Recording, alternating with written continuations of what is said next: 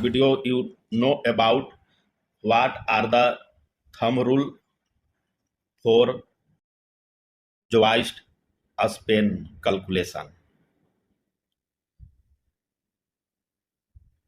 You have to follow the thumb rule required for Joist Span, and you know that the joist, that is the floor joist, are used in floor framing system, and you have the many option like 2 by 6 inch, 2 by 8 inch, and 2 by 10 inch, and 2 by 12-inch dimensional lumber that are used as the floor joist. And first, here we make rough diagram to understand about the flooring system.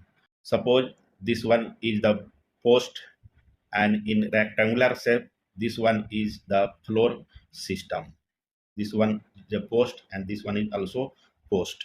That is the post, and that is the beam. And suppose this one is shorter a span, that is about 10 foot, and suppose this one is longer a span, that is about 12 foot. And your floor joist running typically towards the shorter span. What will be shorter span? That is the 10 foot.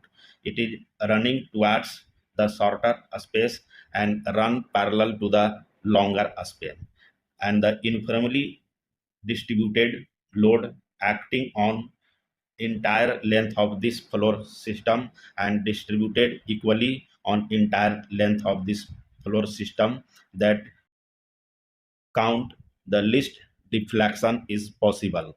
And now, what are the condition for the thumb rule? The condition for the thumb rule should be first, that is a spacing. What are the spacing?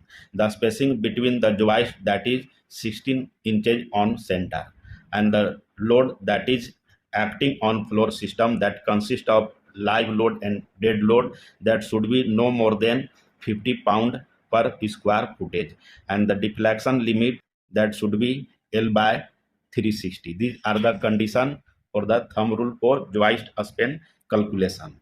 Now, what are the thumb rule? The thumb rule is, what are the thumb rule required for a joist span calculation? The joist that is 16 inches on center, the span in feet should be no more than 1.5 times the depth of joist in inches. It means the joist that is a space 16 inches on center, the span length in feet should be no more than 1.5 times the joist depth in inches. This is the thumb rule to decide the joist span, where D is the depth of joist in inches and the span that should be in foot. Now find the what are the span length. Suppose you have the depth of joist, that is the first size, that is 2 inch by 6 inch dimensional lumber, and the second one, that is 2 inch by 8 inch dimensional lumber, and the third one, that is 2 by 10 inch, and the fourth one, that is 2 by 12 inch dimensional lumber, that is used as the floor joist. And what are the maximum span? The maximum span for this one, the depth, that is the 6 inches multiply 1.5, that should be about 9 foot.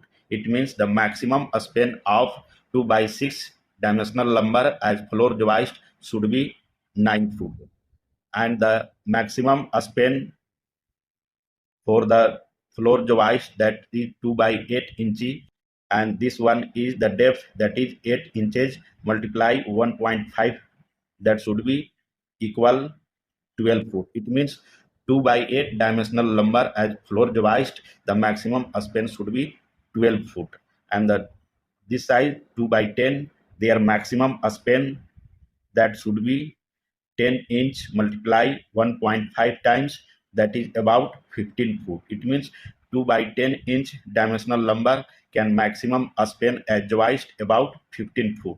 And what are the maximum span of 2 by 12 joist? Their maximum span, the depth that is 12 multiply 1.5, that should be about 18 foot. It means a 2 by 6 dimensional lumber can span maximum distance of 9 foot. A 2 by 8 dimensional lumber can span maximum distance of 12 foot, and 2 by 10 dimensional lumber can maximum span 15 foot, and 2 by 12 dimensional lumber can span maximum about 18 foot. This is the thumb rule for calculation of joist span.